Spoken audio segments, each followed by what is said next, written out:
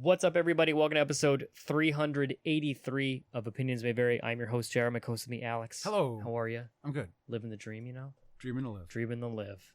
That's all I got for an intro. That I could never do a late night talk show because I can't vamp. I can't. So how's the wife? Inappropriate joke.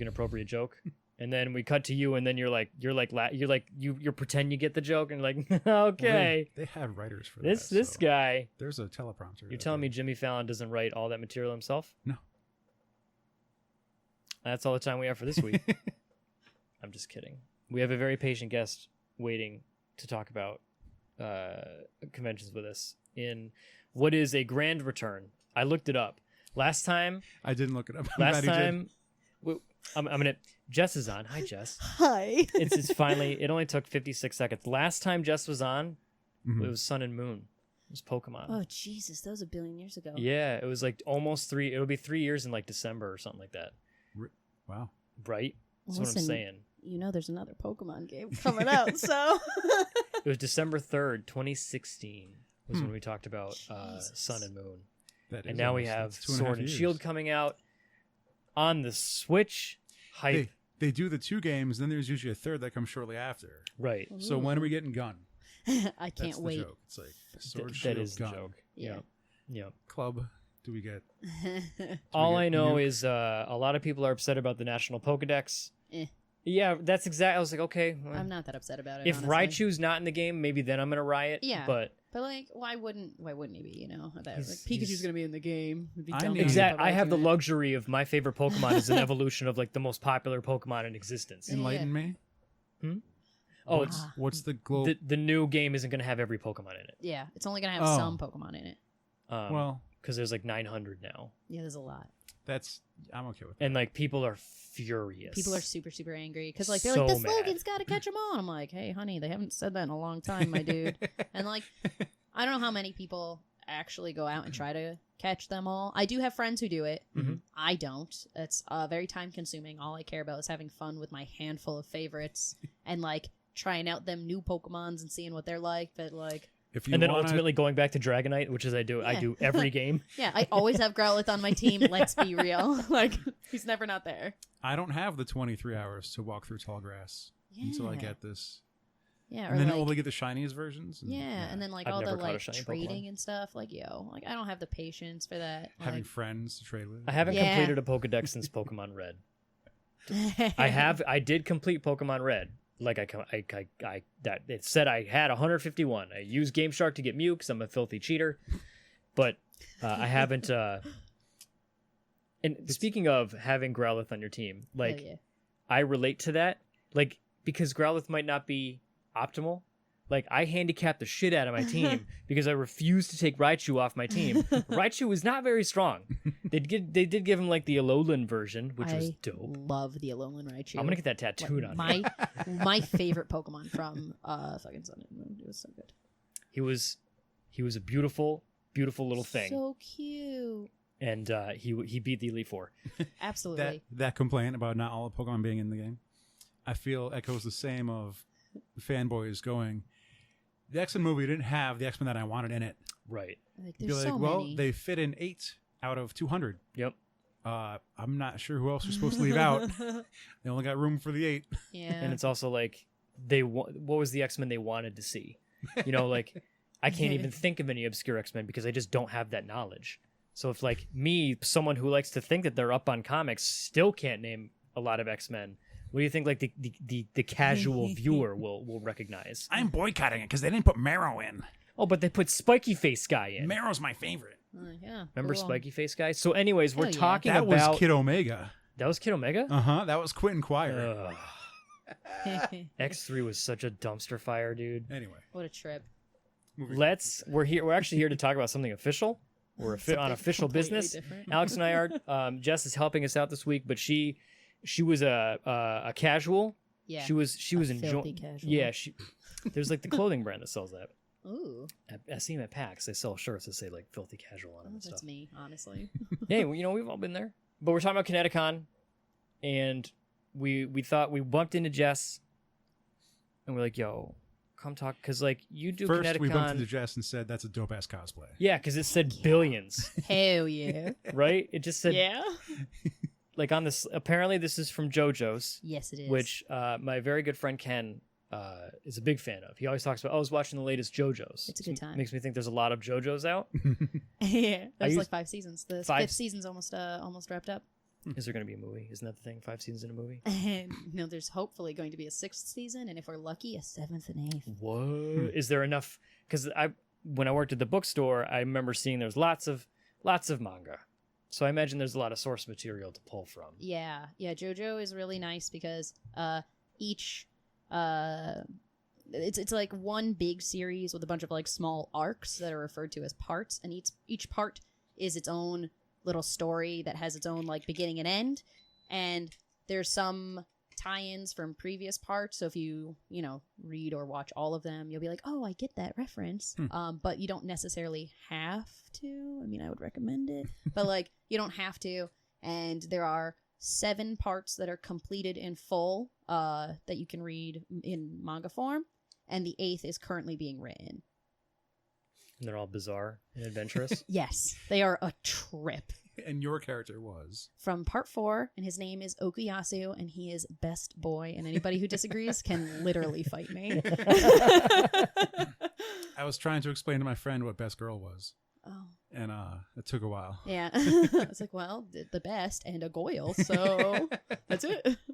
So Other people might argue over who their best is, and then you have to fight them. Yeah, they'll have to fight me because they're wrong. Okuyasu is a precious bean and a good egg and best boy. precious bean. Yeah. I'm looking up when because we've gotten to the point where we've gone to shows so frequently or so many years consecutively that we can no longer remember how many times we've been there.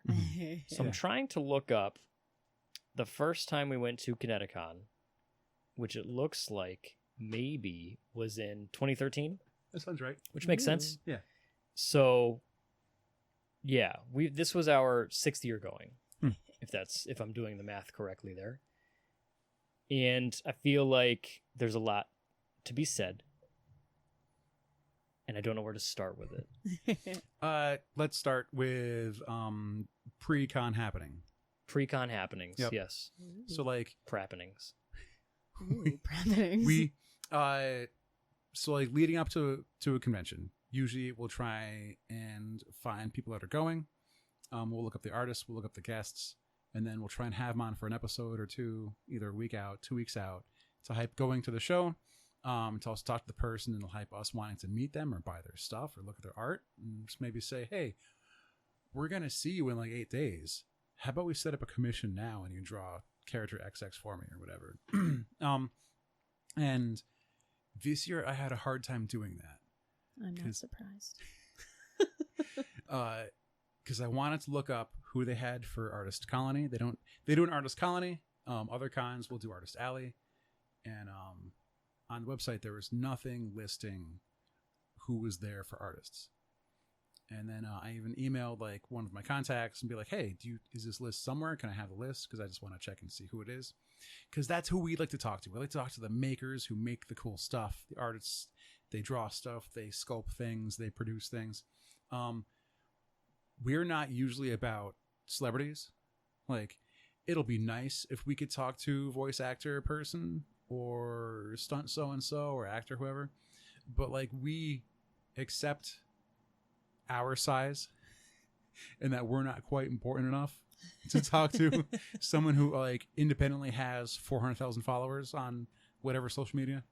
So we just pass on that, and it's fine for us. But that's why we try to look towards, people who are putting in work to make things, and I couldn't find them.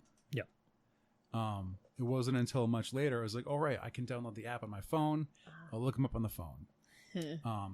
But within the app, I bring up the vendor list, and there's like a drop down menu where I could select like, well, just show me Artist Colony, or just show me the vendor tables, or just show me the sponsor tables, or gaming tables, and all these different vendors. And all those buttons didn't change anything. So I couldn't single out artists from anyone else. And like, if it's on the computer, I could just open 30 new tabs. Just click, click, click, click, click. Like if I go to a Comic-Con website of some kind, I see all the artist names, and if I don't recognize them, I can just open a new tab. I look at all their stuff. I can glance at it real quick. It takes me 5 seconds. If I don't like it, I close it. If I like it, I keep it open. And now I've got a gauge of who I want to talk to, who I want to contact within 3 minutes. Yep.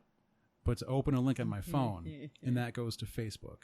Well, I don't want to talk to them. Oh. So if I go back, I just go back to my Facebook homepage because I'm on the Facebook app now. So I have to open the other screen to go back to the app for ConnectiCon and go back to that. I think you're physically hurting, Jess. So now I go to the next person. Well, that goes to their Instagram.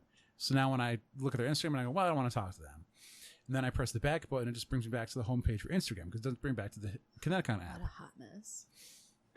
So it was really tough to find the vendors, to find the artists that we would like. Research was a drag. And that was unfortunate because that's who we prefer to deal with. Well, last year, we got in touch with Christopher. That was last year, right? Chris Keiko? Keiko? Yep. That dude's amazing. He does these illustrations. He'll put every League of Legends character on one poster. He sells like posters that are like 2 feet by 3 feet big. Did it with Rick and Morty. Did it with Pokemon. Did Rick and Morty. He's like every Pokemon ever. He That's did a poster super of that. cool. It's amazing. It's fantastic. And then He just quick side note. Yeah. He just released his anime expo video. Uh-huh. Like I watched it. I think it was literally last night. really, He was doing a piece, like he was drawing the whole show, Uh-huh. and the thing he made, unbelievable. You should go watch it. Anyways, and he draws like he can just ink a drawing, no pencils, and just ink out a whole like he does like full size walls almost sometimes. Yeah. And he was a lot of fun to talk to because we talked about making art, we talked about making videos, we talked about dealing with YouTube, and it was just a lot of fun. And we got that before the show started. like it was like a hype episode. Yeah. Yeah. He recorded it like he Skyped in from his hotel in Hartford. But we were able to make that happen because we could look on that. We went to the website and we saw, hey, this person's going to be there. Whereas this year it was more difficult to do that. Yeah. Even on The scheduling on the app works Jess better. is going to explode. I just, So on what a hot mess. going back to the app, the scheduling worked better because I feel like that more manpower was put into that, or more hours were put into that. Yeah. So I open up the schedule, I choose the day I want, and it's showing me a lot of stuff. And I can single it out and go, just show me panels, and it'll just show me panels. Then I'll say, show me autograph times, and I'll hit that button, and it'll just show me the autograph timing. And that's what you would want. This way I don't have to scroll through Yeah. the photo shoot times, autograph times if I'm looking for a specific panel of the day. So that was handled better, but nowhere in there, because usually when I find those, there's like the description, the room, the time, Yeah. and then like who's in the panel is a separate box. Not this time. So unless they put their names in the description, you don't know who's running the panel. Sick. You don't know who's in it, who's running it, who's talking about it, how many people there are. So we went to one. We didn't get there for it to start, so we didn't hear them say their names. And it wasn't in the app, and the schedule is not in the program. Yeah. So we don't know who these dudes were that were talking. Yep. Unless they like had it displayed on a projector the whole time, which they did not. So luckily, since we know Vicky and we know Allie, and we've been to their Cosplay 101 panel in the past, we knew Rocket Props was a person who would be there. And so we talked to Rocket Props about cosplay and 3D printing and all that, and that was our hype episode. But that's just because we had familiarity. Yeah. Yeah. Yeah. Yep. So that's my start. Jesus. It was just the pre-preparedness. I distinctly remember struggling with the website myself, and like, oh hey, let's see who's going to this, and like you click on, it's hard to do it now, but like let's check out who's going to be there for comic creators, and like you see 1 or 2 people, and who's going to be there for anime, and it's like 3 people, and it's 2 of the people who are also down as comic creators.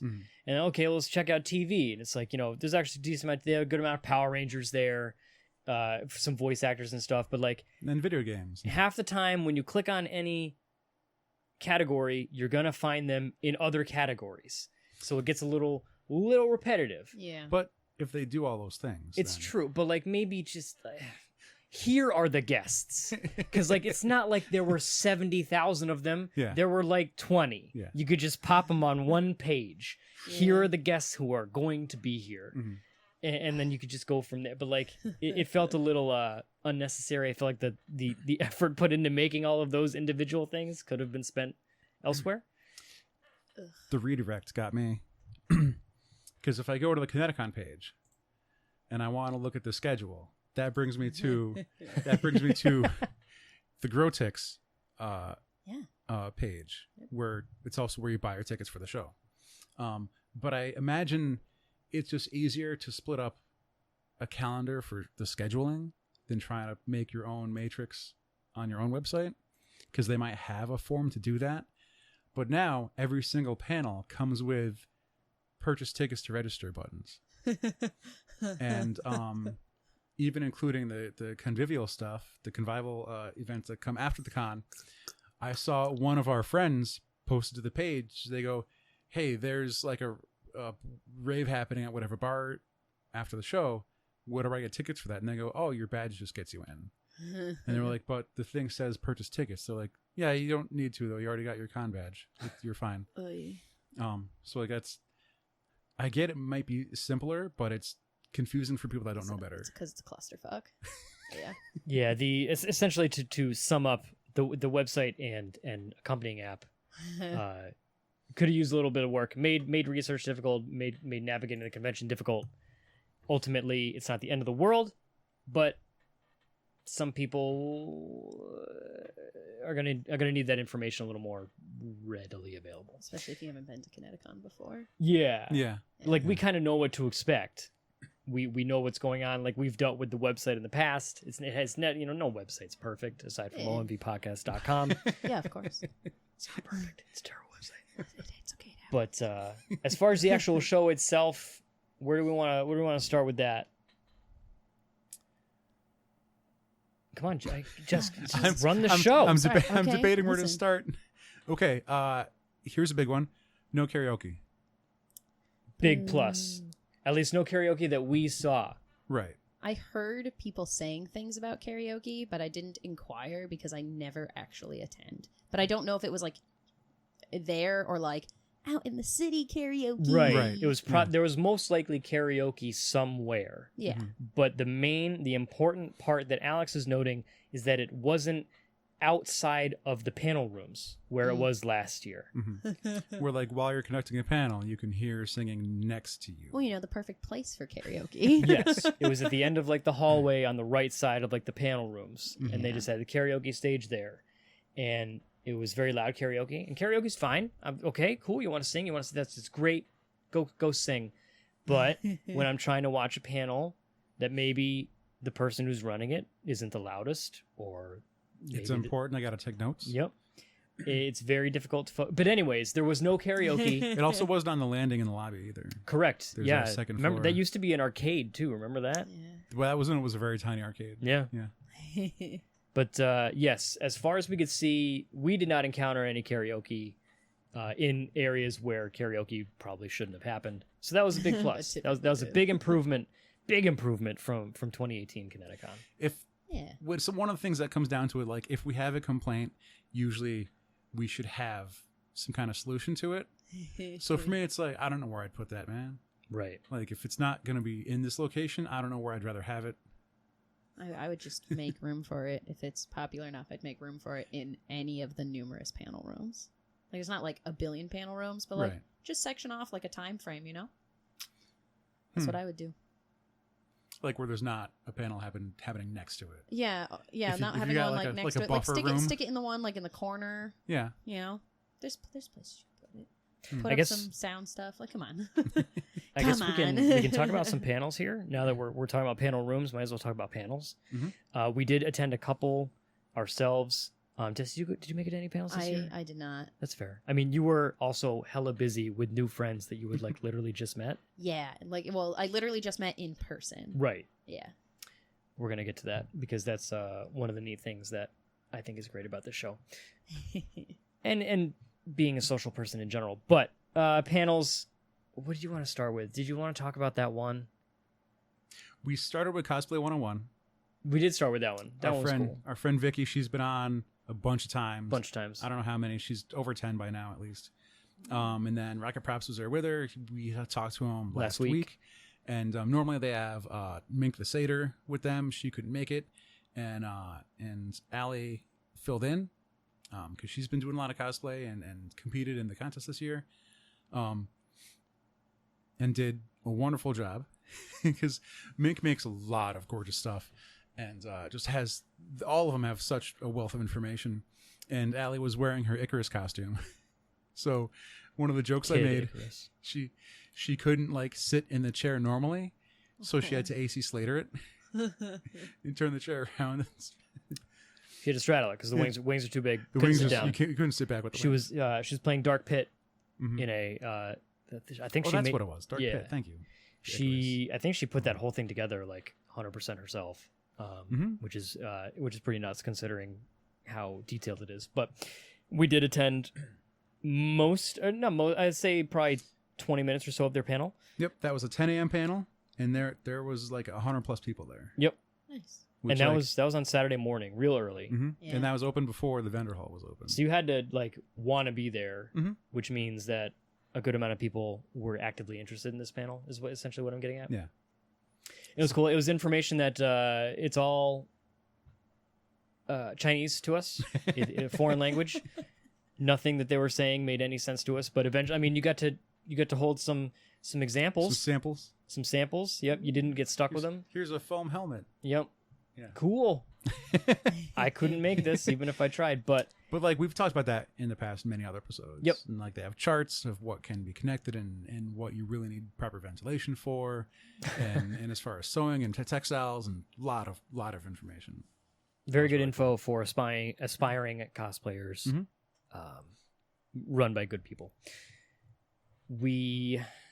I was interested in this next topic. Yep. Because when I read it seemed challenging, and I wanted to hear people's opinion on it. Because it's a thing that a lot of people have been dealing with lately.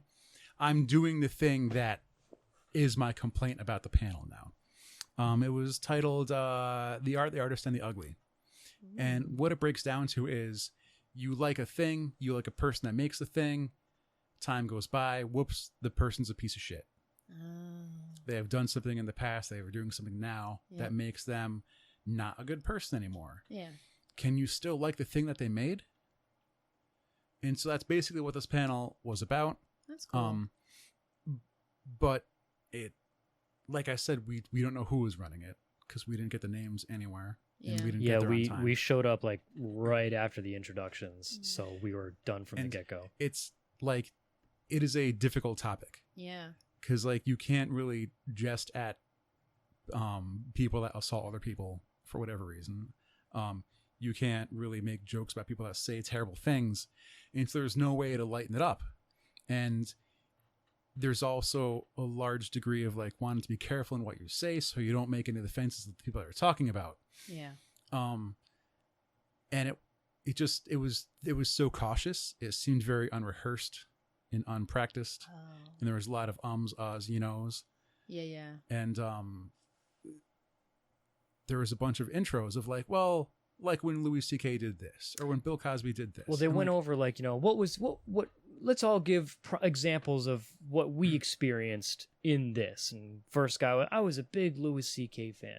A lot of us were. I get that. I saw Louis C.K. when he came to the Bushnell a couple years ago. Me and my wife went and saw him. And then the next guy, I was a big Bill. And then like they're going over like their experience. Like, I don't know. It felt a little tone deaf.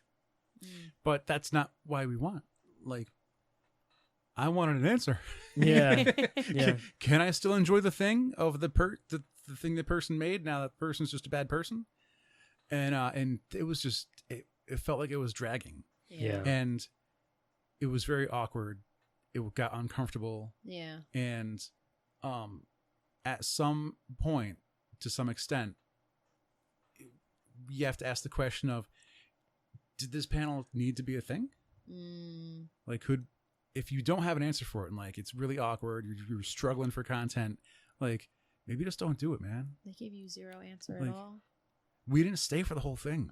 That's fair. Because there's a lot going on. We want to see all this stuff. We want to That's see all the fair. things. We were there Fair. for about 20 minutes, and we were like, That's by the enough. time we walked out, it was still like, oh, and there was also the time where this happened, and it's like, okay, yes, we all know the examples. Yeah, I'd We're give like- 2 max, honestly. Yeah, and even then, you can go through a real Louis C.K. stand-up comedian jerking off in front of people for whatever reason. Came out really, really shitty. Yeah.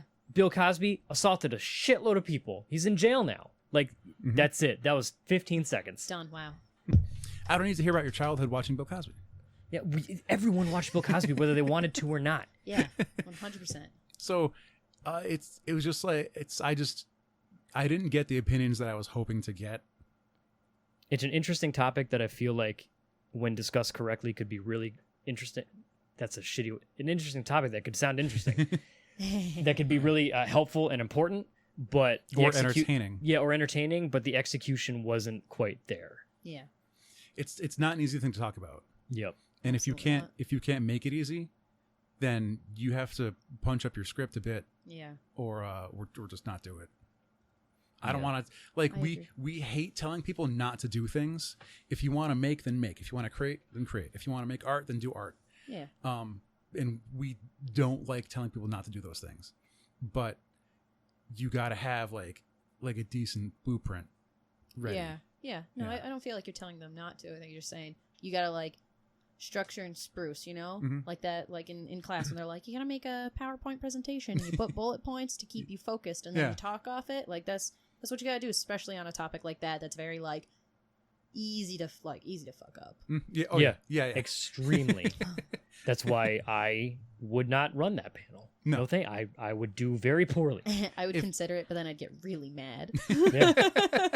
Yep. And from my perspective, I was like, that's a podcast episode. Yeah. That's one episode out of 50.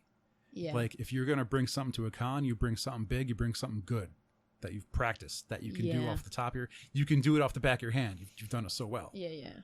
Yeah. But like, that's like the cosplay presentation. They got their slides, they got materials, like they've rehearsed together. They know what they're doing.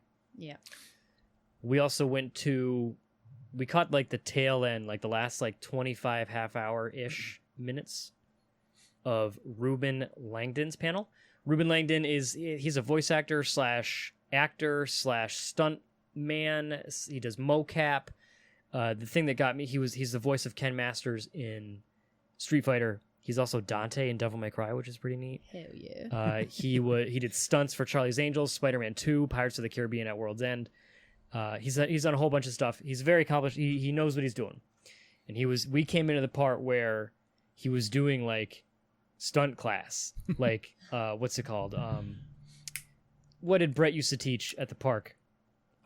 Stage fighting. Stage combat. Yeah, yes. And he was showing like some real basic. We're gonna do a step and a punch, and then a step and a punch, and then you're gonna make a hiya noise when you do your step and a punch.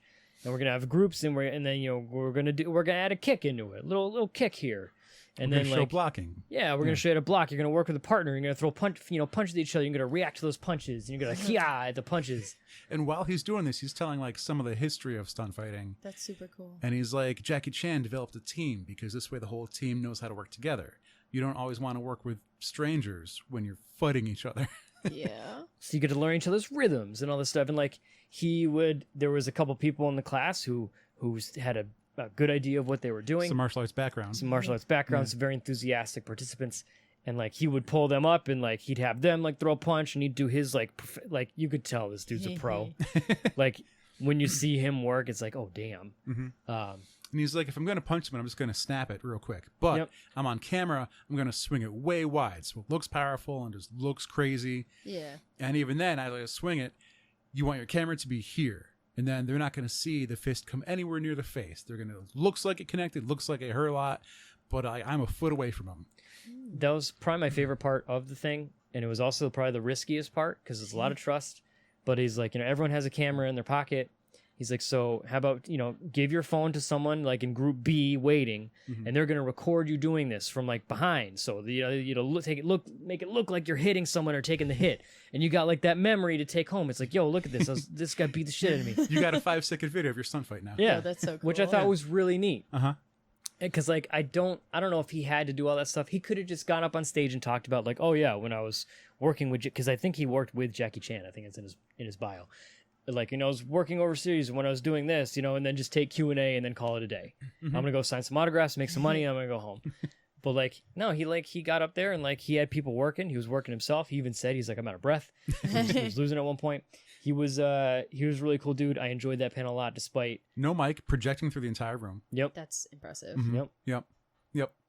And he looked fit too. Yeah. And like, what was kind of fun, it's like, if anyone got out of hand, he's fine. He could protect himself. Yeah, he could have probably taken on the entire room. and And it's I don't want to use it like a insulting term, but it's dicey to take a room full of nerds and tell them to throw punches. Yeah. It's dicey to do that with a room full of anyone. Yeah, I was gonna say I feel like that's dangerous with anybody. And he was in control the entire time. Yep. Yeah. If he had to tell someone to back up, if he had to correct anything, he did it in a way where no one felt uncomfortable or embarrassed. Or it's like, oh, I suck at this now, I'm going to go sit down. Like, he encouraged him to keep going. I'm like, well, just space it out better. Just, you want to step this way, not that way. Yeah, he would That's straight so up be good. like, you were too close on that one. Back up a little bit. And he'd show him how to do it. And then do it perfect. And the whole room would clap and it was great. Aw. It was a cool panel that initially is one of those ones where it's just like, yeah, let's go check this out. It'll be a place to sit down. We'll be able to talk about it. But it was also, I'm glad we did it because I know who Ruben Langdon is, and I can appreciate like if people are at a convention later on, be like, yo, if he's there, check that out. Yeah, 'cause go check him out. It's a good time. Yeah. That's super wild. Also, a friend of mine was at BlurredCon this past weekend, and I didn't know he was there. Really? Otherwise, I would have told him to go see our pals. I counted about 90 people in that room for the stunt fighting. The stunt one. It felt like there was more. Well, Maybe because they were all in a big group up Yeah. in front. the right side of the room was the seats were full. The left Right. side is who got up to go do the thing. Yep, the enthusiastic ones. And that was about 11:30 a.m. So that was pre-noon too. We did a lot really quick because that was after we went to the awkward panel. So we did 3 panels like right in a row. I didn't even realize Yeah. that. But then I didn't really have anything interesting in my schedule to continue. Yeah, that was we kind of, and like Alex will come over the schedule. Alex is much better than me at it in that it's like, hey, I saw this, and this. What do you think? And I'll be like, yeah, sure, let's do it. I am down. And we were kind of done by noon with like intriguing panels. I think I had something at 7 and then something at 10 at night. Yep. Oh boy. little late. I'm done at that point. Yeah, I'm an old man. I don't want to be up there. And There was was- that event at the actual convention center, or was Yes. that okay? Yeah. All right. Because it was about scary hauntings in Connecticut, Ooh. which I think might have been happening during the fireworks or something. Oh, take you out of a So little do bit. you happen to know who was running that? Because I know somebody who runs panels like that. I mean, not that you'll ever find it on the ConnectiCon website. I mean, it's tough now because the site's all updated to Yeah, for 2020. 2020. Not the Grotix site. Oh, thanks, Grotix, for dropping the ball. Let's see. As one of the oldest states in the USA, Connecticut's crawling with paranormal activity from Dudleytown. We talked about that in one episode of ours. To this Snedeker house. Rumors of haunting spans decades. There is plenty to explore of ghostly tales and the supernatural. I will discuss the different places in the state filled with haunts and go into their stories, different lore, and research done on these paranormal hotspots. That was in room Cityside 1, the end. That is all the information provided. There's Oh, no cool, sick. panelist. Sick, thanks. I mean, they refer to themselves in the singular, so Yeah. it sounds like it was one person. So The tags are sci-fi, analysis, and science. analysis. Okay. Well, Nice. obviously it's run by a ghost. Yeah, Right, definitely. yes. 100%. Yep. That's why they didn't have a name, because I don't remember. I want to talk about going to ConnectiCon, like because Alex and I have the luxury of going as press. The ConnectiCon has been gracious enough to provide us with media badges, so we can get in and we can record a podcast about it later that 10 people listen to, and they go, oh wow, ConnectiCon, and Tens of people. tens of dozens of thousands of people. Tens, at least 20. Actually, to be honest, numbers are pretty good. Well, lately. I was going to say, Anyways. honestly, I trust your numbers to be good. But I want to, because like the main, also the reason we thought it would be cool to have you on, Jess, was from the fan perspective, because you are up on it. You have the knowledge of like a lot of the source material that you see at ConnectiCon. Alex and I, because like ConnectiCon can be anime heavy, Yeah. It's Alex a and I- multi-genre, but it's- there's a lot of anime. It's often a very young audience. Yep. Oh It's my God. aimed towards a young audience, and Yeah. and we're old men, Yeah. and Me we have too. we have to We're old accept, we have to accept that sometimes. Yeah. That's a mood. I get you. So you've been going to ConnectiCon for many years. Like about 12. Good lord. I didn't even know it was around for 12. I started going when I was 17. It's been at Some the quick Hartford math. Convention for that long. Yeah, it was around before then. I looked it up like sort of recently. I don't Mhm. remember why we were looking, but we looked. It's been around for I think 15-ish years. I've been going since almost the beginning, which is really exciting for me to think about it like that. But also then I'm like, damn it, I should have started when it started. But like I didn't even know cons existed at that time. Right. So. Yeah. True. And plus, like, if we thought we didn't have money now, we didn't have when we were 16, 17 years old. Yo, Back no when I was way. making It was s- so much easier then. You want to know Some what my things secret were. was? You want to know what my secret was? What's When that? I was younger, right? Before I was an adult and had to do everything for my fucking self. So me and my best friend, Josh, used to go to conventions together every year. And his birthday is in February. Mine is in May. And for his birthday, he would always ask for 2 tickets, one for him, one for me, to Anime Boston. And for my birthday, I would ask for 2 tickets, one for him and one for me, to ConnectiCon. And then at that point, we just had to figure out hotel. And I had a summer job starting at 15. So I had money to spend on a hotel. And my mom, blessed be, the best human in the world, would book a hotel for us, drive my ass up to, Hartford or Boston, check us in. Me and my friends would all throw cash monies at her, and then she would leave and come pick us up on Sunday. It's amazing. Yeah, that's how I did it, and it was great because I was like, I make like $100 a week, and like that's great when you don't have responsibilities and bills. Yeah. Yep. Like, cons were easy. It was like throwing all my money at nothing important. I mean, not that that's changed, but it's a little harder now. I Yeah, spend it's- that money and I look at my wallet afterwards. I'm like, ooh, shit. Whoops. Meeting Robin this week. That's one of the things that it, like, since we've been going, and again, Alex and I have the luxury of getting media badges. Yeah. A lot of times in the past I've seen, and I've kind of hinted at it in like write-ups and stuff, like, from what we understand, ConnectiCon is a little pricey. It's a lot pricey. Yeah, I mean, like, because Alex and I, we don't do media for every show. We do still buy passes for certain shows. Some shows they either don't have media or they just don't. They're not interested in our services, and we get it. Mhm. Shows can be expensive. Yeah. But at a show like ConnectiCon, with the price that it's currently at, which apparently is going up, Yeah. from what I understand, Yeah. for next year's show, it can be a cause for some stress. Yes. ConnectiCon is dumb. Because it's the nicest way I can put it. Like, I love ConnectiCon as much as the next person who enjoys the con, obviously, because I've been going forever. Mhm. And like part of it is like, nostalgia is one of my first conventions, and it's like really close to home. So it's like, yeah, I'm gonna go to ConnectiCon. But like the last couple of years, like they've been kind of pushing it. I've been kind of like, oof, those price tickets are kind of steep for like a smallish con. Like, it's not a tiny baby con, so I don't expect like, $30 for the weekend. But Mhm. like they hit like 70 like last year, like starting price. They don't do early bird ticket prices anymore. They do promo codes. And I was like, that's a lot. And I expect stuff like that from like bigger conventions like Anime Boston and Anime Next, which are 2 I usually attend, and I'm used to those prices. So it's not like I can't cough it up, but I'm just like, ConnectiCon, man. And this year I looked it up on either Saturday or Sunday. I was like, I want to ballpark it, before I commit, and it's like $85 out the gate. And their promo code, I think, is only good for the first 500 people, and you have to wait for them to send more promo codes for the year, which will be not as good.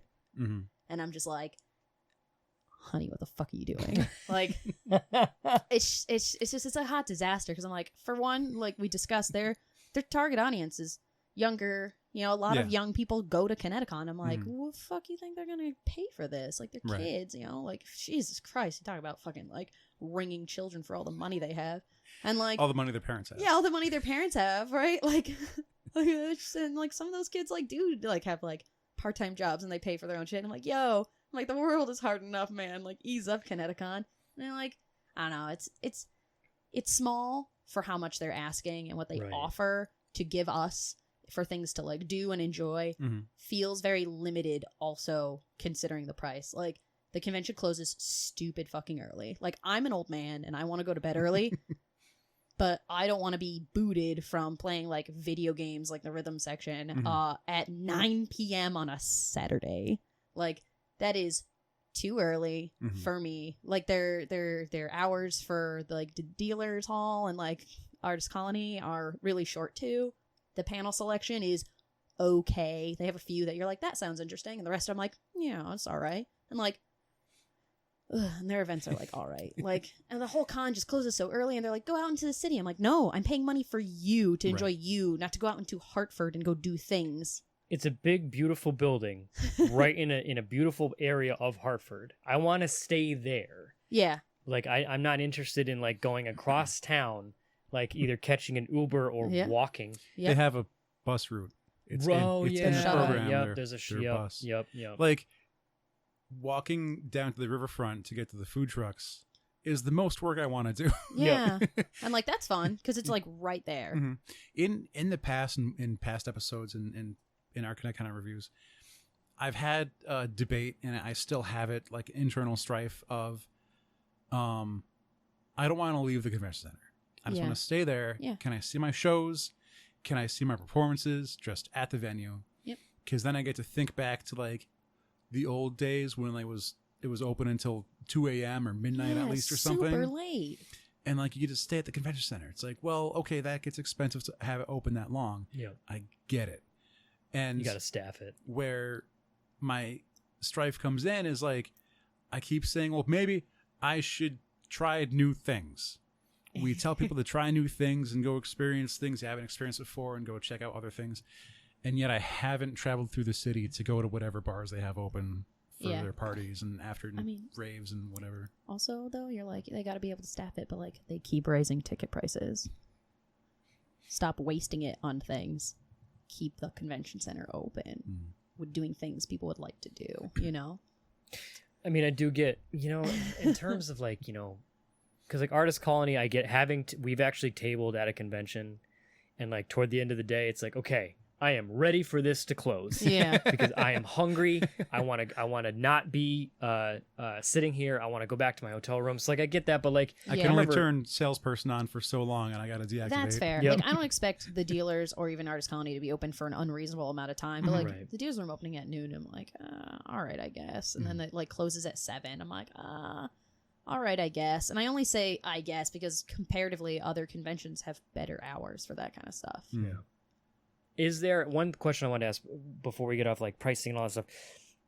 Because I do have a show. Like, are there shows that you go to or conventions that it doesn't matter what the ticket price will be? It's like, I gotta go because this is the show, and is ConnectiCon one of them? No. Do you have any show like that?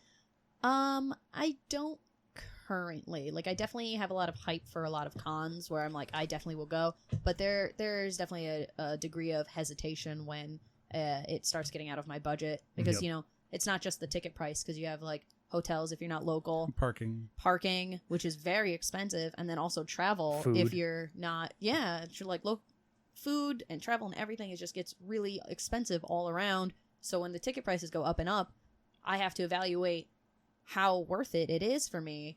And I mean, you know, maybe a few years ago ConnectiCon would have been my like ride or die, but like ConnectiCon for me personally has been on a slow descent, and just I don't know, man, the last year or two I've just been like, yeah, all right.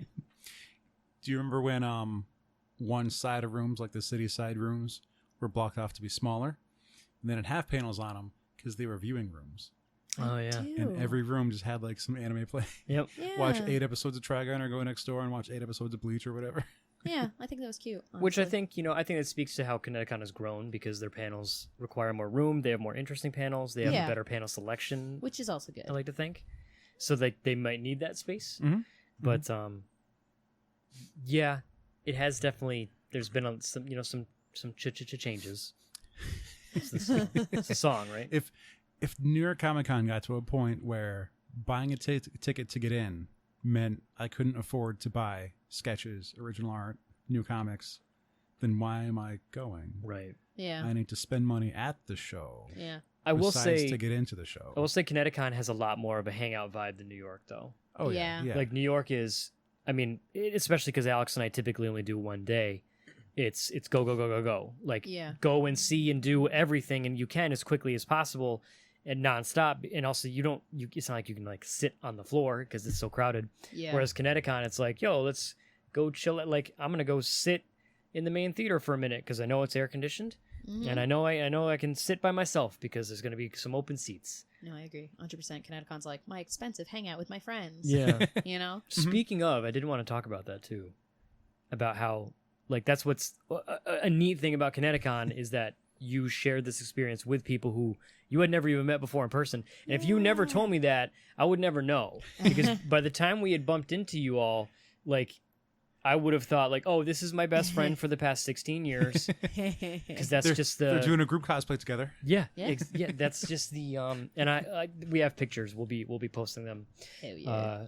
up on the internets. But I would have assumed that you were all best friends for years. Sick. So what happened? Like, was it all just like, hey, we know each other? Also, we all happen to live near Hartford, sort of.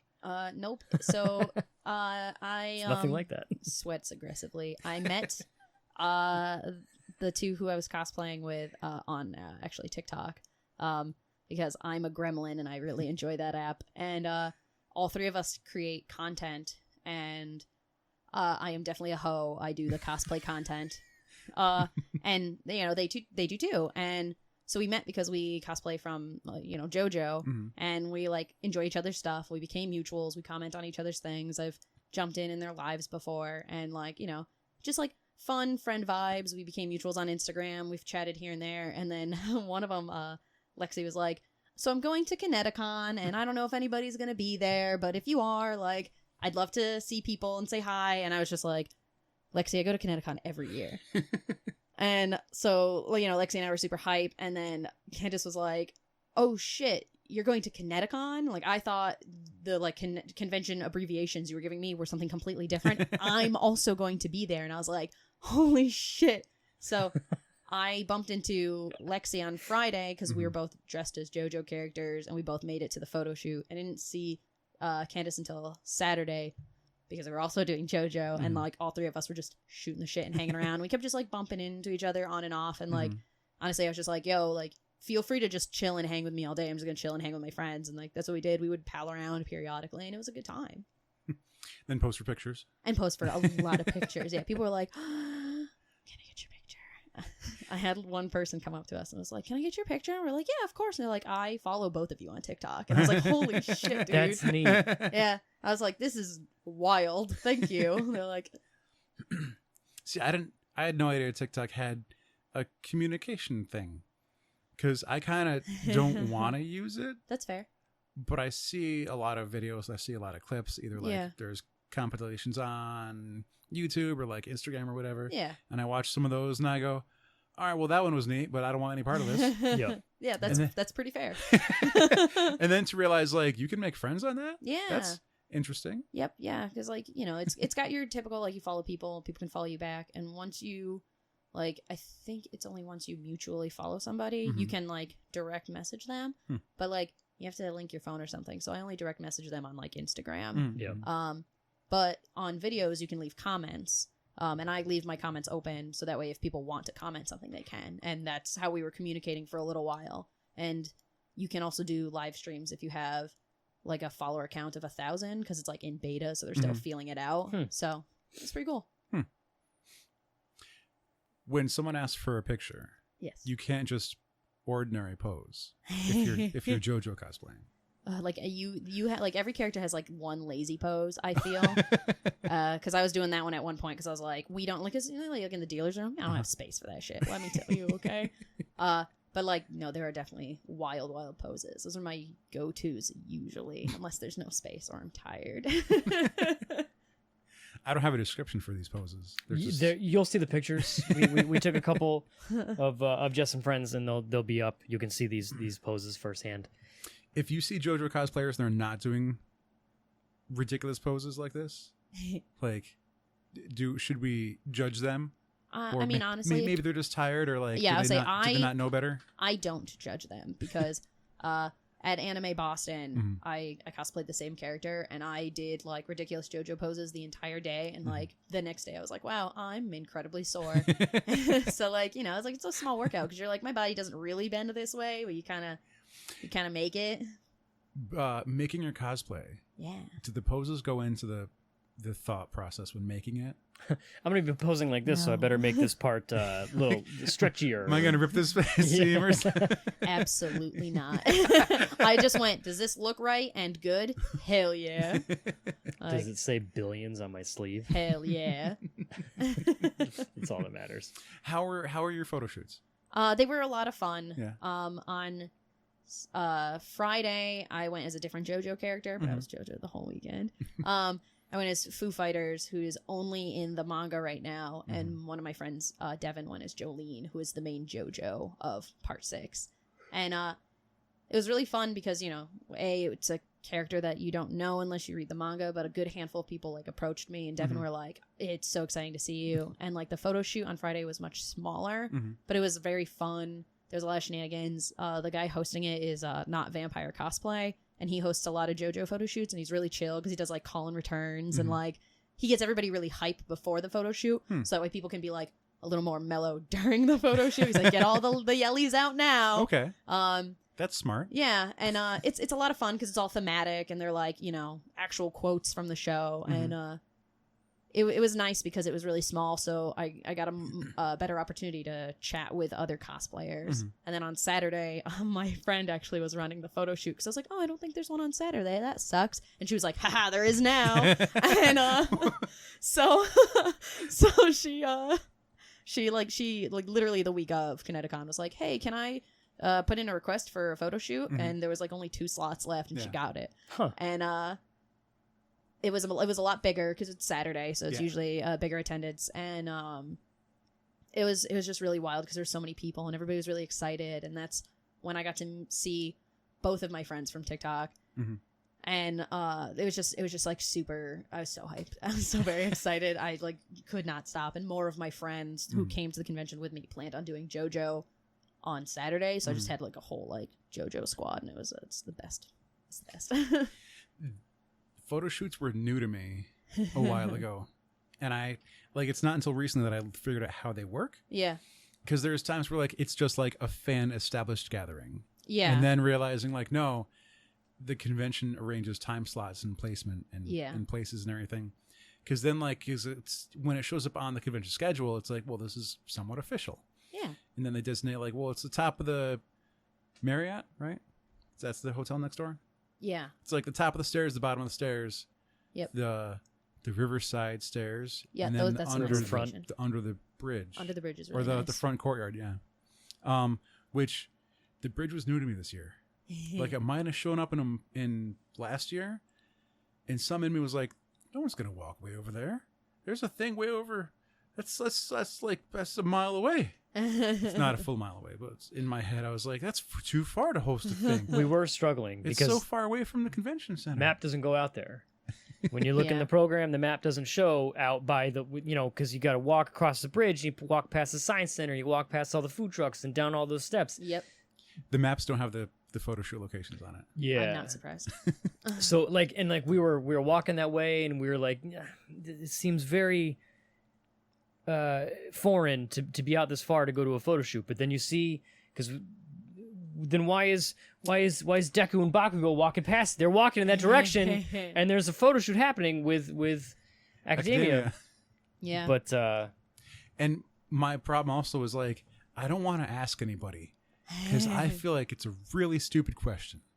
It's like, is there a photo shoot way over there? And it's not that far. Yeah, honestly, I lucked out. Once we kind of like just trotted over, it's like it wasn't that bad. Yeah. But just the concept of like, that's where, are we sure that's where? Some photo shoots that we saw, we did catch some of the Overwatch photo shoot, which was it was run very well. Not sure who was running it. I know it was a Mercy. Halloween Mercy. Yeah. Witch Mercy was running it, and she was like, all right. She was just going alphabetical. She had a list on her phone. Oh. She's like, all right, Soldier 76, you're up. All right. I don't know who's alphabetically next, but like, you know, Reaper. and everyone got a chance. Like, you know, there may not have been anyone there as Satan, May, excuse me. Wow. Rude. No, it's just for Alex. I low-key am a May main. Good. We both are. Yeah. High She's five. not my only main, but... Not your only main, Hey. because their name, but like their main, you know, they still gave everyone a chance. It wasn't just like look in the crowd. Oh, I don't see any mains. I'm just gonna skip that one. You know, Yeah. so like if you were like, you know, in the back waiting for your turn, you had your chance. Yeah. And then when she called out Mercy, I think she forgot to get in the picture. Whoopsies. And it One was of my cool. friends It was was there. like okay, hit this pose. You got 5 seconds to take your pictures. Yep. Hit a Next second pose. pose. Yep. You got 5 seconds to take your pictures. And then we went down to the Marvel one. Now that you were there for a lot longer than me, I bailed at first, but or bailed after a little bit. But at first, it was all right. Let's get all the Spider-Men, That was not Spider-Womens. organized. Oh. Yeah. Spider-Men showed up, and then all the Spider-Mens just went to the spot and started taking pictures. And like they stood there in the same pose for like a And minute and a half. no one was calling anything And out. I'm like, And okay, people- we all took pictures. You can move Oof. again. But the thing with it being way over there, that the people running it had left people behind, and I heard this also happened with the Harry Potter shoot, was like, well, people might not know where this is. We're going to leave some stragglers behind on purpose to gather up any Yeah. people that can't find it to bring them to the right spot. Yeah. So now we're, you know, the shoot starts at 4. We're going to wait until 4:15. Yeah. It's like not everyone has that time. Yep. Like we lost to Black Panther and Shuri because they couldn't wait that long. They had to go, so they weren't Yeah. in any pictures.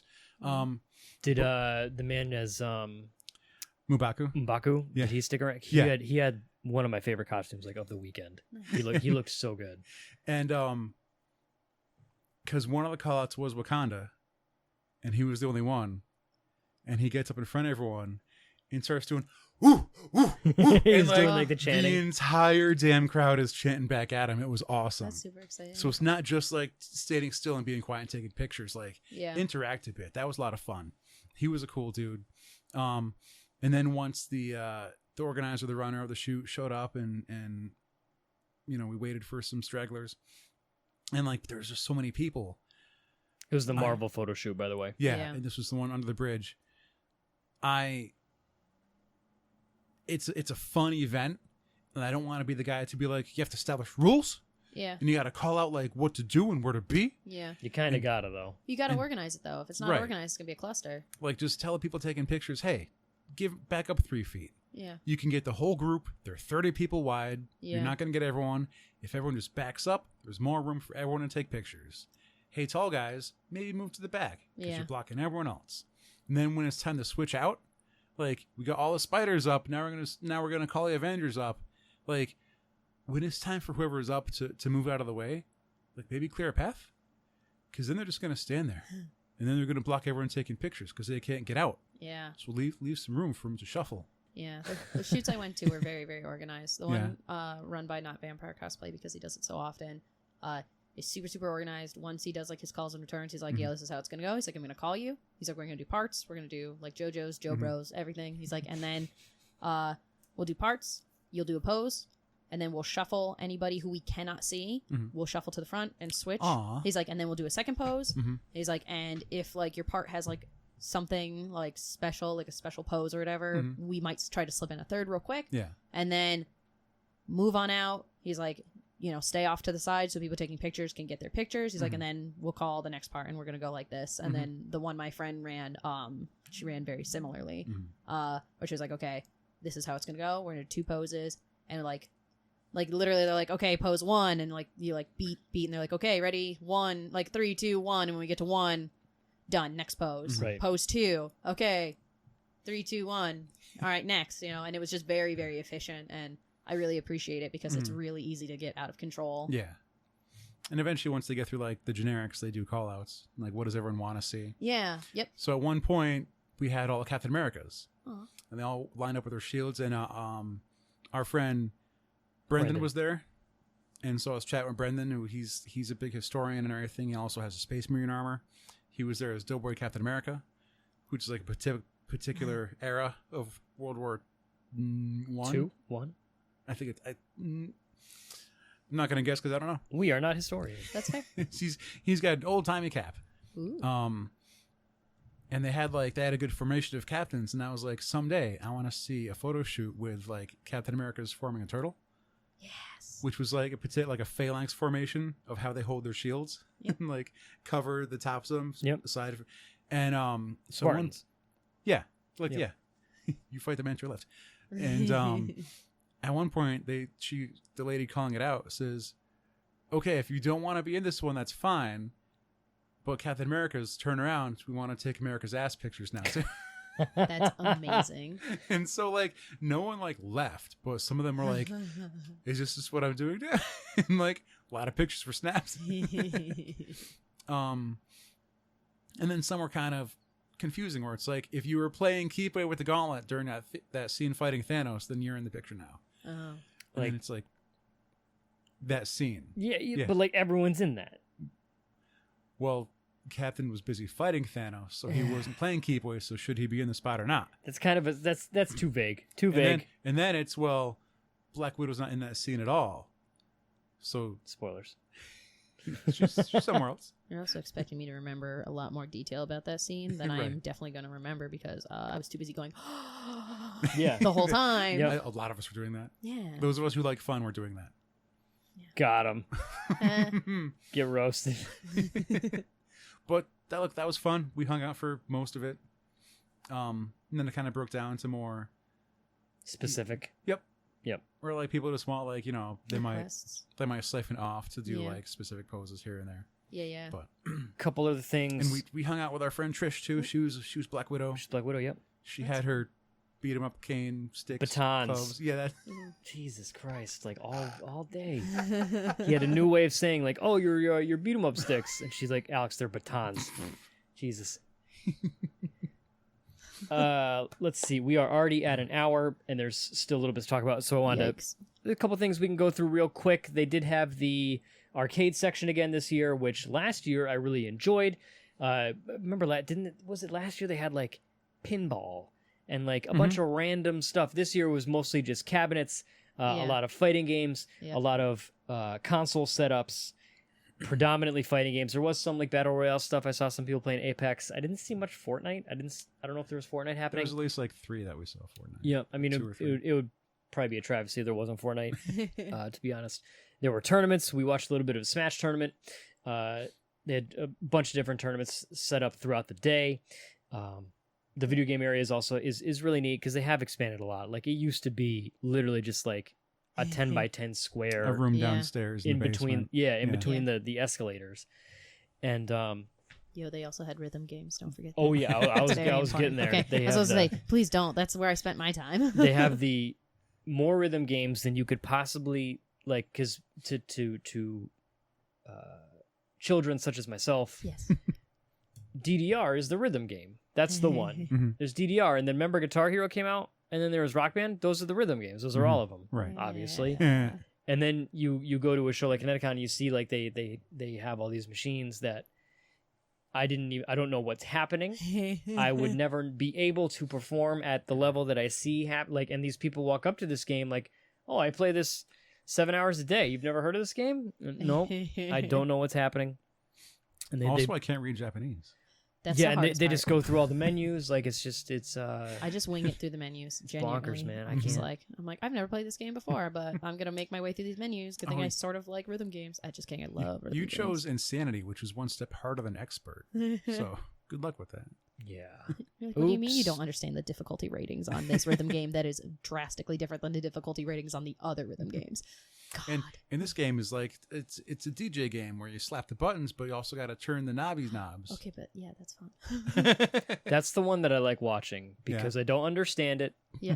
But it's like Magic the Gathering. I don't understand Magic the Gathering, but for some reason I enjoy watching people play it. Yo, it's a whole ass mood, especially when somebody gets wrecked. Mhm. They're like, "Look at this ultimate combo," and suddenly there's like 20 cards on the fucking on the field, and you're just like, "Whoa." Yep. I'm like, We watched Okay. a guy playing the DJ game real Yeah. good, and like going through and like searching for a real hard song. I don't even know if it's DJing. I think it just looks like DJing because he's spinning the he's got knobs. knobby knobs. Yeah. He's got the knobby knobs when he's not doing the button buttons. Yeah, my favorite one was Juby. I played a lot of Which Juby. one's that It's one? the cube. Yep. Okay, yeah, Okay, yep. That one is a lot of fun. And you can't That's one actually, we've never tried. unless you're It's in so front of fun. it, you don't know what's happening because it's all in the cube, Yeah. right? There's not like a screen where everyone can like watch, like, oh, they missed Yeah. that Not a big one. one, I guess. That's one I don't know. I have no idea. I honestly, the first time I ever saw it was at Anime Next this year, and that's where I tried it. And then I came to ConnectiCon. I was like, oh, they have Jubi, and I ran over to go play it because it was a lot of fun. I'm a hoe for rhythm games. I love rhythm games; they're so much fun. Like, real quick, Jubi is just a big ass fucking square. Mhm. The whole screen is just a big ass fucking square filled with tiny ass squares. I think there's 16 squares total. Okay. You pick a song. The lower the number, the easier it is. The higher the number, the harder it is. I play on like 4, and I do good sometimes, and I do bad sometimes. So, you know. And literally, the squares will like light up, and then there's like an outline of like a triangle that like zooms from the outside in, and the Okay. smaller it gets, the closer it is to like the beat. Uh-huh. And you want to press it when it's like in the middle, and obviously it's a rhythm game, so you're just listening to the music. Mhm. Right. And when you hit it on like a perfect, there's like an explosion of flowers. Otherwise, it's just various colors depending on how close you were to hitting like the perfect. And then the cubes just all fucking light up like one at a time or a couple at a time, and you just literally just tapping it with your little fingers like beep beep beep beep beep beep, beep, and it's a really fun. It's like a spastic Simon Says. Yeah, honestly, I love But it's it. giant- big old cube. Yeah. But there were rhythm games aplenty. The arcade section is neat. I'm glad to see that they brought it back. It was kind of a big deal for me last year. I liked seeing that expand because in the past that area was a lot of open space. Remember the vendor hall used to be on that side, Yeah. Mhm. and the other side was literally just tables where Yeah. you could like play like D&D and stuff. Do you remember when they had the boffing tournament there? Boffing. No. There was a year they had yeah. a boffing tournament yeah, there. in Someone that actually space. run it. Yeah. Yeah. It's Boffing. fucking stupid. The so cool. LARPing hitting with the foam Oh, sword. Yeah, the foam sword fighting. Yeah, Bam, yep. bam. Gotcha. Yep. We watched a guy get furious. Not furious. One time I saw a guy. He wasn't mad, Uh but He was just disappointed. huh. his costume had a loose gi, Yeah. and the sword caught the gi, Yeah. and it counted as a point. Oh, Jesus. So then he just took his shirt off, and he was skinny and really ripped. Oh, shit. So now he's just sword fighting shirtless. I mean, like, I get those feels, though, sometimes. You're like, oh, my baggy pants have betrayed me. Or, like, because I like to foam sword fight with my friends sometimes yeah. just for kicks. And, like, I low-key, high-key have definitely been like, I can dodge this. And you, like, jump back and it, like, clips your titties. And you're like, son of a bitch. Like, if I didn't have titties, this wouldn't be a problem. We've all been there. Yeah. Yeah. Mhm. Like, if this was, like, a real war and I had to, like, knife fight, like, I'd just Right. cut them off. Yeah. And you wouldn't have gotten them. That's why with the archers, Yeah. like in There's yep. no accidental titty shot. It's intentional. But thankfully for me, like it catches food when I eat it. So. So, yeah. There was also There was like a new DDR game that was it's playing DDR, Yeah. but the entire screen was also playing the K-pop music video that the song is from, Oh, that's fun. which was new to me. I've never seen like it playing video of the K-pop singing dancing girls. Like I'm like, why is there a giant face in the screen overlaid with where to step? Yeah. That was new to me. Oh, Yeah, I've seen the thing. I haven't. I used to have DDR like at home, and I used to play it all the time. For me, it's always been just like generic background with flashing arrows. Yeah, Yep. a lot of them are generic, the generic background of flashing arrows. But like, there's a handful of them. They're like, look, we have like some music video Bonanza-rama, and you're like, ooh. so there was also the gaming section, like the tabletop section, which last year, you know, we found out that they had we talked with Jake from Layways Fun. Games. I'm That was not good. sorry. That was a good Did you one. say State Farm? Yeah. And we said Layways Games at the same time. Yep. That was amazing. Jake from State Farm, Khakis. also Layways Games. Yeah. And I remember we said it was cool that they had the tabletop presence there, but it felt like it was hidden. It was like sectioned off Yeah. and like It was way off to the behind side, stuff. too. Yeah. Whereas this year, it did have more of a presence. I felt there was a much larger selection, and also was like, oh hey, yes, this is the tabletop area. Cool. Mhm. Like there's rows of it. You can see people demoing stuff. We demoed a couple things, and like it was just really like it was easy to find stuff to play. People were enthusiastic. Alex actually he got a 30-second demo that led to a purchase. I we were walking through. I just wanted to check everything out because I didn't get a good look at everything and see who was playing it and see what they had to offer.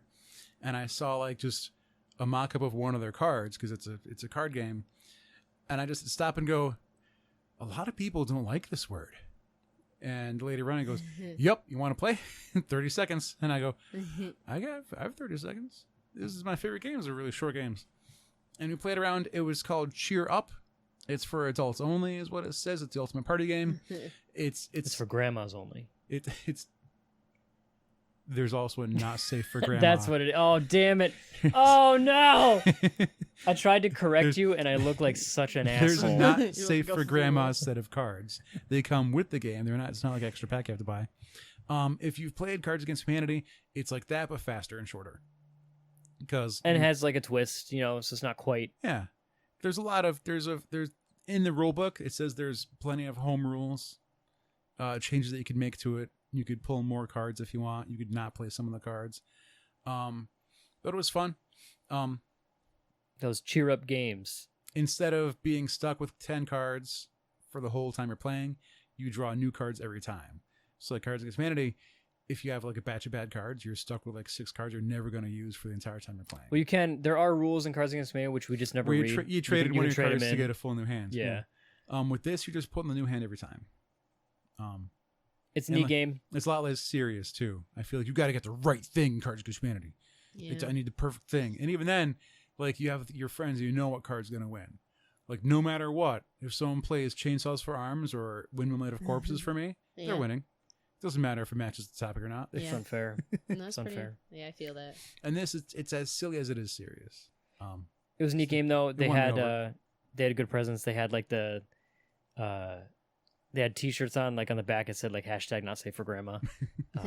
It was cool. It was probably the highlight of the tabletop area for us. Obviously, we walked out with the actual product. Excited to try that at the next game night. We also played from Greenleaf Games. We played Salire, Salire, S-A-L-I-R-E, Salire. Salire. We'll get it eventually. I don't know. It's kids playing with building blocks. But you got to spin a dial to see which block you're going to put on.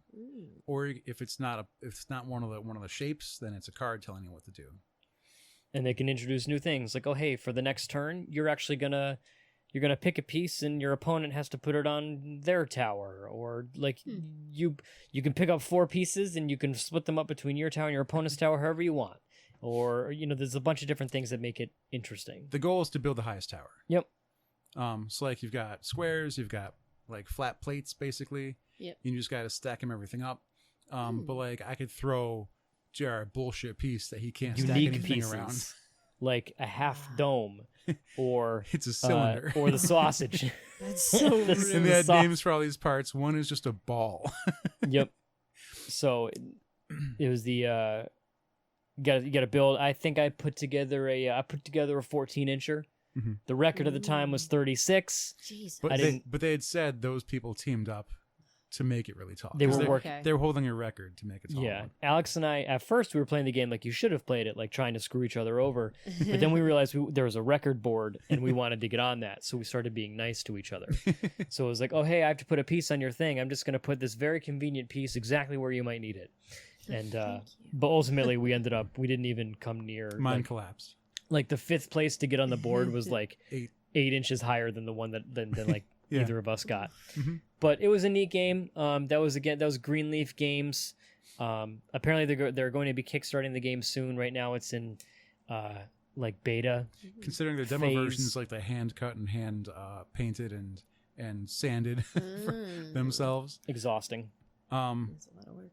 It was a real simple premise to start. Once we got into the cards got a little complicated. And so like we would just skip some of those. We only skipped one card. We only skipped one card for what it's worth. But yeah, that was neat. And the tabletop area, I will say, was a definite improvement over last year. I dug Triple Decker Games had Tankard of Toxins.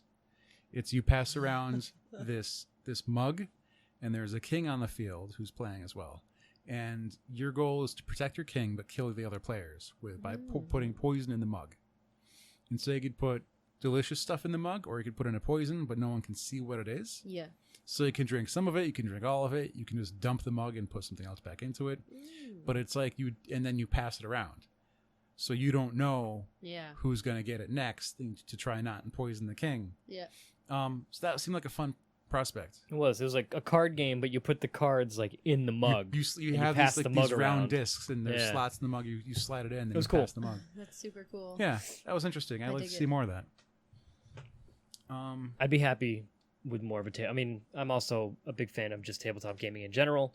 But if they continue to expand that would be that'd be a thumbs up from me. Mm-hmm. It'd be good shit. And on their Facebook page, they had a video of like the winners, because that was also It was last year too, and we didn't even realize it. It was like the New England Connecticut something. Festival Indie Games. Yes, that. Looks like there was 5 places to pass out. A couple more than that, actually. I saw the awards when I walked through. Yeah. And I was like, what's this for? And I just...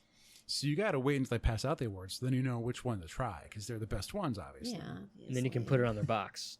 We won the Connecticut Festival of Indie Games. Wow. Well, you know, it's a neat little thing to say. Yeah.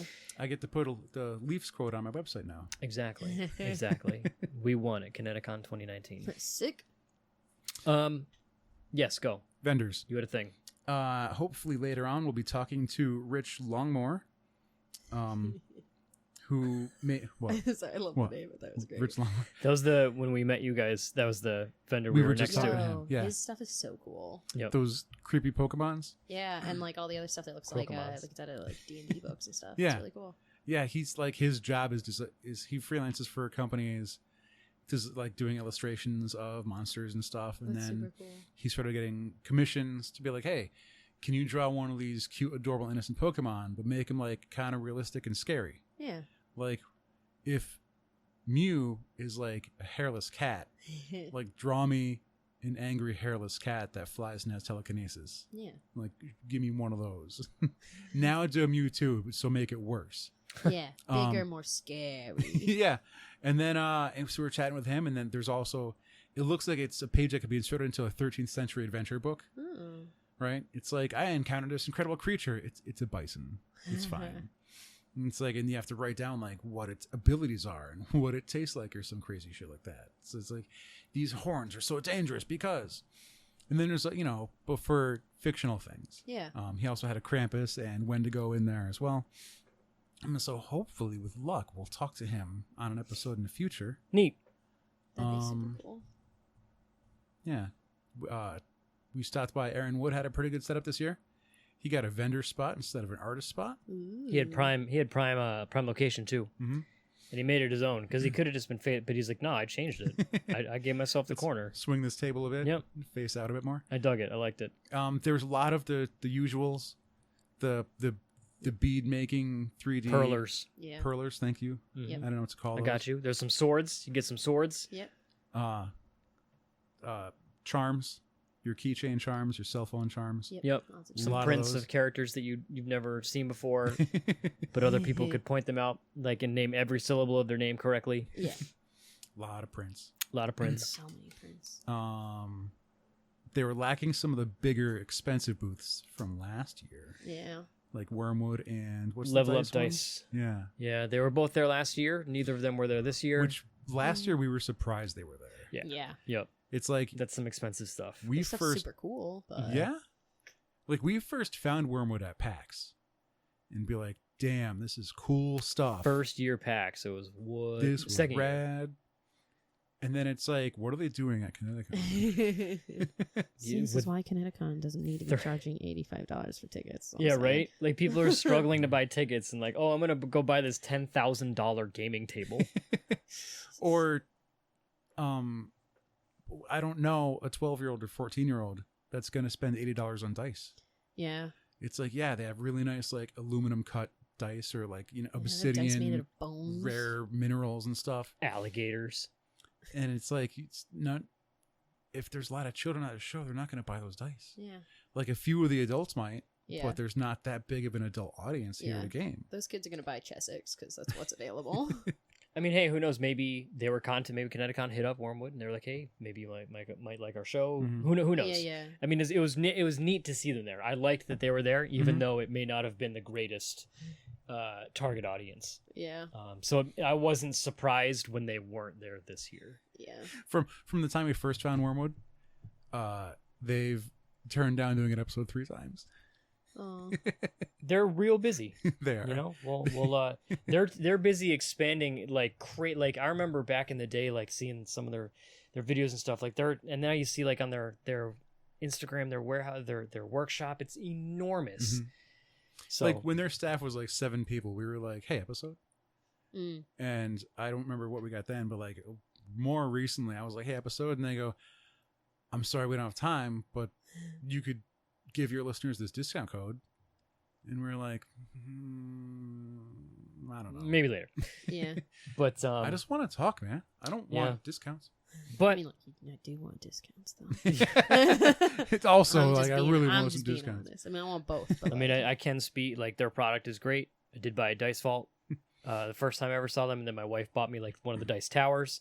And what they have their craftsman's promise that they have on their website, which Mhm. they do live by. A couple months after I got my dice vault, I had a big old crack in it, it was starting to fall apart. And I emailed them, "Hey, I got a big old crack in it, it's starting to fall apart." Like, "Cool, send us back to us. We'll send you a brand new one." They sent me a brand new one. It's been fine ever since. It's like 4 or 5 years old now. that's wild. Yep. Friend Vicky, the cosplayer, owns more Wormwood than any of us combined. I'm Oh, not yeah. surprised. Yep. She's a nerd.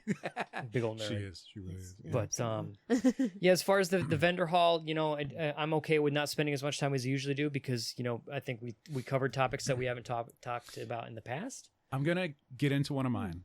It doesn't really have to do with the convention, Sure. but I made an effort to go outside the convention and contact some people just to test and make sure. Yeah. Which I've done in the past because art theft, swiping, like I'm going to take someone else's art and I'm going to put a splatter filter in Photoshop over it and then sell it as my print. Yeah. Like this is theft Happens a lot. and bootlegging and stuff like that. So I saw a booth that had a lot of art that I was convinced they weren't supposed to have. And I contacted the original owners of the art and I was like, "Hey, what's up with this? Like, is someone stealing all your shit? Like, this isn't supposed to happen." Because anyone who's like been a longtime fan of Sword and Sorcery, we know who Frank Frazetta is. We can spot his art anywhere. Even if you haven't seen this particular piece, you know it's his art because it's the way it's done, the way he paints and what he paints. And so I saw a lot of his prints up. And they weren't like regular prints. They were on like fancy paper. But I didn't recognize anyone there. They weren't the sellers that I normally know sell the stuff. And so I hit up Frazetta Girls on Instagram and I was like, do you let other people sell your stuff? Because someone's selling your stuff. And they go, "Oh, they might have bought our you know, some things wholesale from us. That would be this company. X company has permission to do this." And I checked the card that I grabbed. And I was like, "This is who I'm going to thrash later on." And I was like, "No, Vintage Princess has the right to sell what they got because they bought it from the company and they're cleared, they're cool." But the when I asked the Instagram account from, you know, who actually deals with the Frazetta art, and they got back to me and they're like, "No, it's fine." And they thanked me for talking to them or being aware of my surroundings and being aware of who's selling stuff. You rat.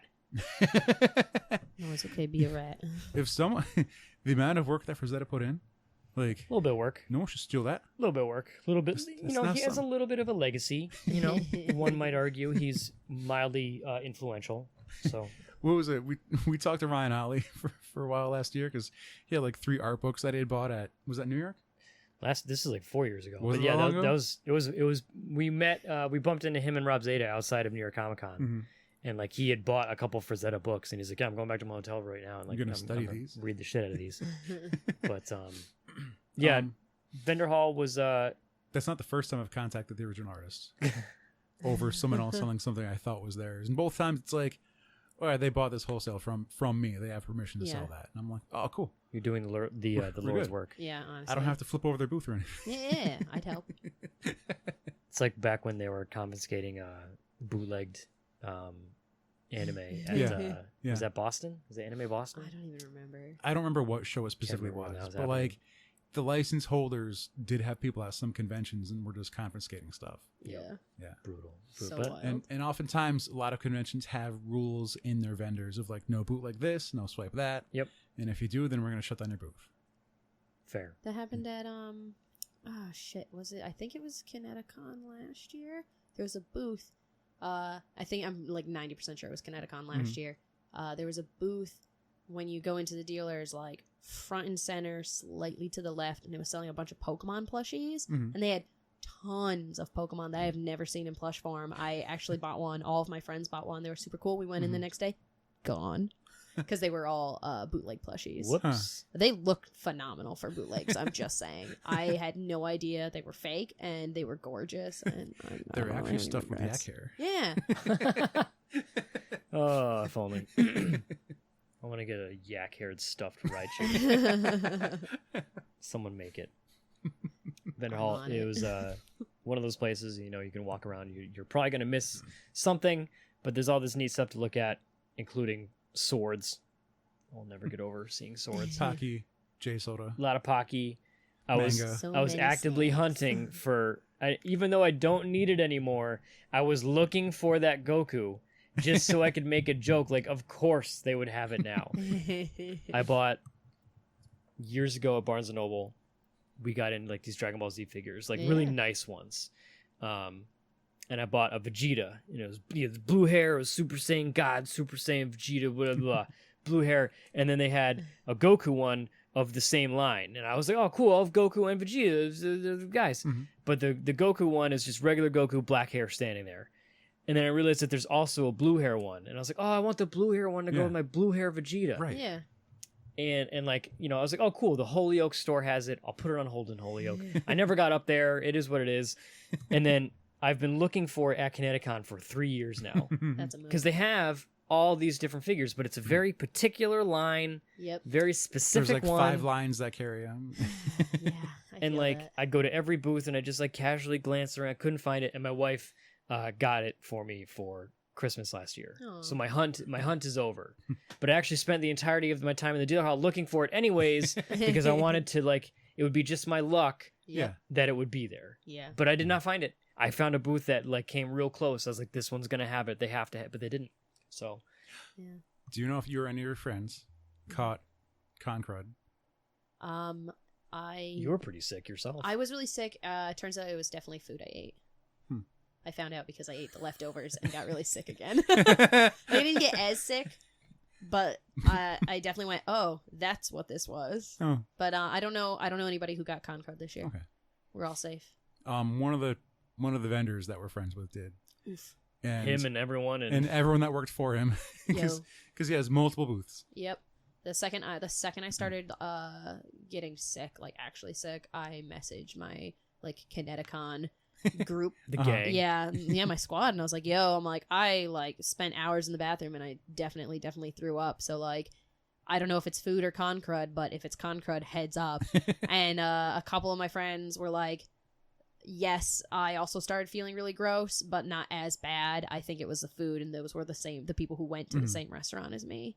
So don't eat at Chili's. That was my next question. So was it con food or was it outside con? It was outside con. Okay. I don't think we actually ate in con at all. We usually go like into the city to like or the food trucks, honestly, to get our sustenance. Because we like to try new things, and also like certain restaurants, City Steam, are delicious, so we go every year.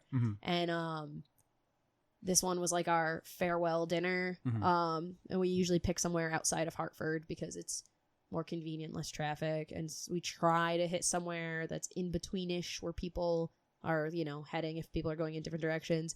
And there just happened to be a Chili's like in between, and that's where we went. Now I got really sick. And then mistakes were made. Yeah, mistakes were made. I was like, this is delicious. And then later I was like, oh, it's not delicious, round 2. So do we have any shout outs for cosplayers that we saw that we appreciated? We did see Savage, and you guessed. Because we saw a big guy in big old armor. Completely covered up, no face. You couldn't see anything. Yeah. From Full Metal Alchemist. And Alex went, I wonder if that's Savage. And I was like, I don't know. Savage, he has his own episode. He's from out towards North Boston. And we brought up his name. He has the Metapod. You know, the Metapod with the shield? Yeah. Him. The that Kamen Metapod Rider. is fucking stunning. When I mentioned him to Rocket Props, he knew exactly who we were talking about. Yep. Because Rocket Props has his own workspace. Yeah. Or he has like a work share area. and Savage has a different workspace, and they're both like in similar areas. Yeah, but we have an episode with him. He had his Alphonse one day. I'm not sure. He had his King Koopa driving the car Right. That's so fun. in his Mario Kart car a different day. Everywhere I looked around, I saw this Carnage cosplayer. This full red-black Carnage with big old claws off his fingers. Turns out it's a guy that goes to our local comic shop. His name is Dave, and he's really nice. That's How super about cool. that? Yep. How about that? We were chatting for a bit. We chatted about comics and everything. And we were bringing up other conventions. And I mentioned how much I hate Rhode Island Comic Con. And he takes out his phone and shows me a picture of him as Deadpool, pretty good movie Deadpool, next to Rob Liefeld. Ugh. And I said, I'm sorry. I can't hold We've already been going for an hour and a half. We can't. So We can't. Hey, you said the cursed words, Rhode Island Comic Con. Like, I'm ready But to fight. he's a fan. He had a good time. We'll get into Rob later on. Yeah. Different point. But he has other Deadpool costumes. He has fun at the shows. He dresses up, and he seems like a nice guy. He was cool to chat with. That's super cool. I want it on the record. I don't remember the last time I don't remember the year we talked about Rhode Island Comic Con. Mhm. I haven't gone back since. Fuck that con. Was that with Ken? Yeah. I think He had a that was- great yeah. time, and I had a really angry Ken time. Cook. Yeah. Yeah. Yeah. I Yep. did. That was the most like contrasting. And then Ken will, he'll be like, I get that. That part sucked, but like, he's like overall he had a good time. But it was A clusterfuck. that was a yin and yang Mhm. moment there. But I've never gone back. We've never gone in If- general. Good. If you check our Instagram, I've got a bunch of pictures up there. We saw really nice Indiana Jones and Marion, Yep. because the Marion's outfit was spot on, Yeah. which usually people don't track or pay attention to. But like, I was like, that's it. That's the red and white. And there was a huge Big Daddy from BioShock. Yeah. It's a big daddy. And it pays to check out the entire costume, because on the back of the Big Daddy was this plate that was like mounted in the back of it, and it gave the artist's name and where to find him. That's super cool. So it's like, oh, who made this? Are they passing out cards? They don't have hands. I don't know. And like, it's on the costume. So like this, I just walked up behind, like took a picture of the back of this thing's head, and it's a pretty talented lady cosplayer. Nice. Who I would have thought there's a dude in there, but like a girl made it all. That giant thing. Yeah. Dope. I shouldn't be surprised by that. Is that sexist of me? I'm sorry. But like, it was really impressive. Okay. So yeah, there's pictures of that on our Instagram. There's a few other pictures on there. We'll have a folder on our Facebook as well. That is opinions may vary, all one word on Instagram. I think we should also have a picture of some JoJo cosplayers too. Yup. Hell yeah. Yes, we will. Yes, we will. Those are like the only pictures I took. Let's. Of yourselves. Me, my friends, and the photo shoot. Mhm. I don't know if I took pictures of other people. I feel a little bad, but Yeah. Let us move on to. Are we doing grading? This is gonna be a rough grading. I was trying to think a couple minutes ago, like, where am I gonna land here? Because we usually do letter grades. Mhm. Like, I think historically ConnectiCon's been in the B plus range. A couple A's maybe 2 or 3 years ago. But this, and again, we talked about it on the pre-show. Is it me? It's not you, it's me type deal?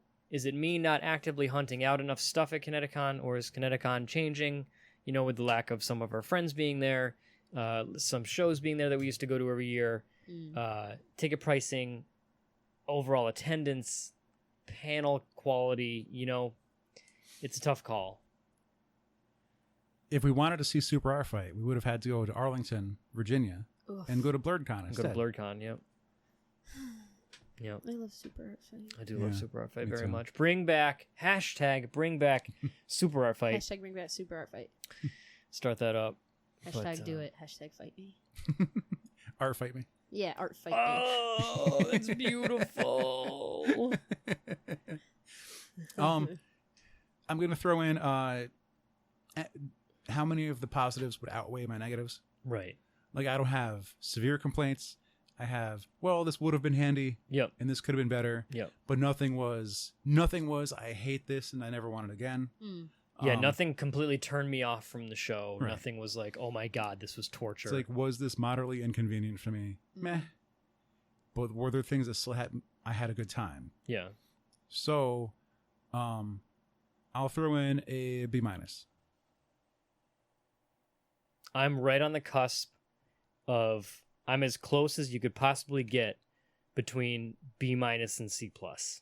Like, I'm like, it's like C plus B- is my official grade. Ooh, C plus B minus. My favorite grade.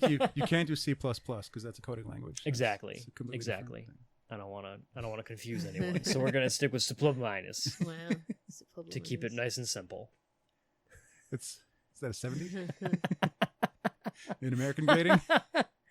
Oh, That'd be like a 79 in American grade rate. 79 because that would do probably like a 79.5. Right. Yeah. So depending yeah. on your Okay, teacher, they're yeah. either going to give you a C plus at 79 Uh-huh. because they're dicks, or they're going to round it to an 80 and give you a B minus. Mhm. Yeah. Okay.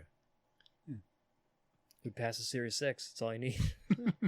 Anyways. How about you? I'm going to give ConnectiCon like a straight C. Like I didn't have a bad con by any means, but between like feeling like I didn't have very much to do, like my fun was mostly fueled by my friends. And I mean, ConnectiCon's a chill friend con, and that's a good time, but like I felt like there wasn't a lot to offer. The tickets were expensive. There was a whole debauchery on even getting the link to be able to get a hotel, which was dumb. And like and just their asking price for tickets next year is a little outlandish for me. So, ConnectiCon, you're not doing bad. Like, it's still passing grade. Like, it's average, It's not bad by any means, but I'm just like, if the con continued at this, like my experience this year, if it like continued with the being consistent, that's what I want. Being consistent, I would probably not come back, Like if it did this for a couple more years, I'd be like, yeah, I'm done. I'll go find another con for my summers, because there's plenty during the summer. So. And the celebs aren't our big drawing thing for us, really. Yeah. And like we might say, well, I guess it's just some Power Rangers. When we were there in the morning, like before they opened up the autographs, there were lines. There were real Yeah. lines. People were there to see Power Rangers. It's just not us. But like we're not going to say that. We're not going to downplay them because we're just not into it. We're not familiar with it. Yeah, they got some cool people for sure. Like, Like they have the fans. We're just not them. yeah, If you told 10-year-old me, hey, you'd have the opportunity not only to meet the Power Rangers, my favorite one being there, by the way, with Zach, yeah, but also both Pete's of Pete and Pete, I would have flipped shit. yeah. Pete and Pete was my jam back in the, like, it's, I don't need to meet him now. That's Yeah. cool. I respect the grind, but like a couple years ago, by a couple years ago, I mean like 20, you would have had me jumping for joy. Yeah, that's fair. But yeah, I mean, like, and it's easy to judge too, because like later on in the day, you might see him there, empty table, just kind of sitting waiting. But it's like that's because they already met with the 200 people that were waiting in line, Yeah, who already wanted to see them. They powered through that shit, and now it's just okay, everyone who was here, and now I'm just waiting for anyone else. But ConnectiCon is over. This episode has gone over as well. It hit by usual. Jess, thank you so much for coming on and doing this Anytime. with us. Where can people find your stuff? Whether it's TikTok or Instagram or Sweats. oh yeah, I put you on the spot. No, that's fine. I got this. I definitely know my handles by heart, and I definitely don't have to look them up. We're not at vamping. all. We're not wasting time. No. Okay. We're just reiterating. Yo, so you can find me. I have an Instagram, and it is Count Von Samichi, because I've kept the same username since I was a child. That last part, SAMMITCHY. It's all one word, and that's that. And my TikTok is just Count Von. I'll put that out there too. It's garbage unless you want to see me like lip sync and cosplay, because that's all I do. Hey man, you met up with some friends at a show. I did. It was because good. of that lip syncing we Yeah, and We somebody don't have friends like that. Yep. Yeah, and somebody knew me from TikTok there too, which is super wild. So That's watch rad. my hot garbage. Watch Jess's hashtag. Watch the hot garbage. Yeah. Art fight me. Yeah, art fight. This was something. ConnectiCon 2019 is in the books. We'll see what 2020 holds. And I think that's good. My ears hurt. It's time to end, right? Mhm. Yeah, time to end. Okay. So until next time, I've been JR. I'm Alex. I'm Jess. And this has been episode 383 of Opinions May Vary.